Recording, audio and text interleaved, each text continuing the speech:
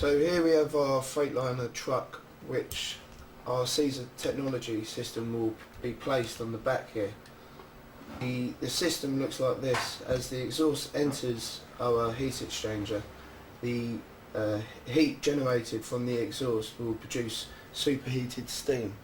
The superheated steam will then be placed into our Voith engine located in the bottom here, which will then turn a three-phase generator producing the electricity to power our reefer units on the truck.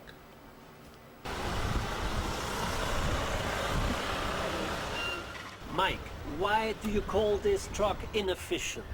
This truck is inefficient because the calorific value of the fuel, 27% drives the truck, 33% is lost in the cooling of the truck, 4% is lost in the friction of driving the truck, and 36% is lost in the exhaust system and thrown into the atmosphere.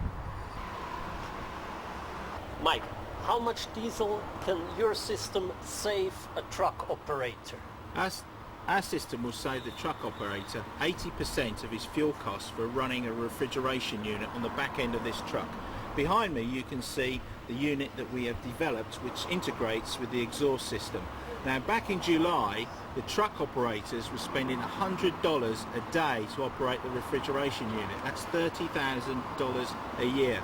So our system will save the truck operator $25,000 a year. Also, our system will then start to take the parasitic units off of the main prime mover of the truck, typically the alternator that takes 2 kilowatts. You can immediately reduce that down to 0 because we don't need it. We can run it from our system.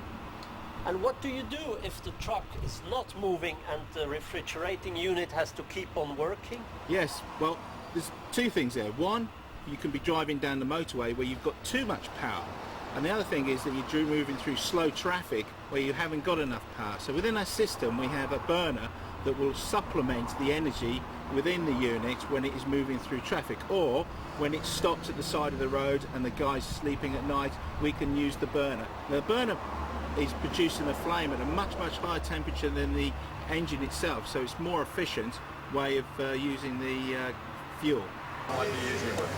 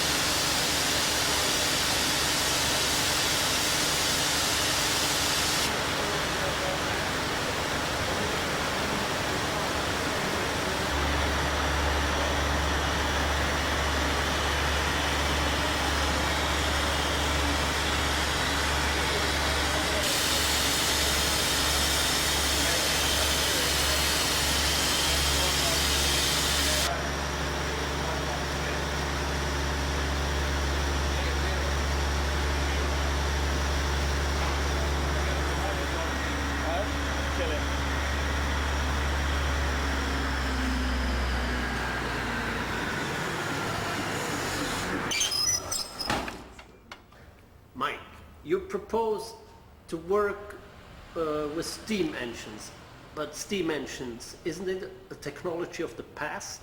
No, currently every piece of light that you see is generated by a nuclear power station, so steam is part of our modern day world. Engineering is a bit like the nuts and bolts of engineering. The fundamentals don't change. So what we have here is an elegant way of harnessing steam and using it in a new concept, which is to recover heat from the internal combustion engine. So wherever there is an internal combustion engine, whether it's in a school for a generator, a standby generator in a hospital, on a refrigeration unit to drive the reefer, on a truck, on a car, we can recover the energy and turn it into useful energy and put it back into the system to save emissions and to save fuel. But do you really think that you can be successful with this technology? Yes, I do, because the It is technology. It's not a product. It's a technology, and it's a bit like when Henry Ford first invented the Model T. You look at a modern day car, say a BMW. The technology has moved on so much. Here we are at the beginning of a new technology, and our technology will move on and perpetuate through the years. So we will improve it, and you'll see that this is what's going to be the new airbag, the new ABS system, the new thing that you'll see in everyday usage in a car or on an internal combustion engine.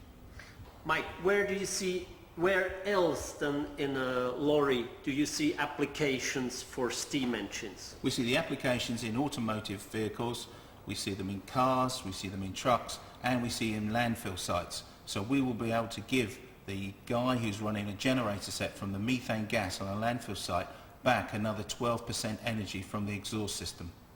Mr. Mitta, why do you work with the technology of the past?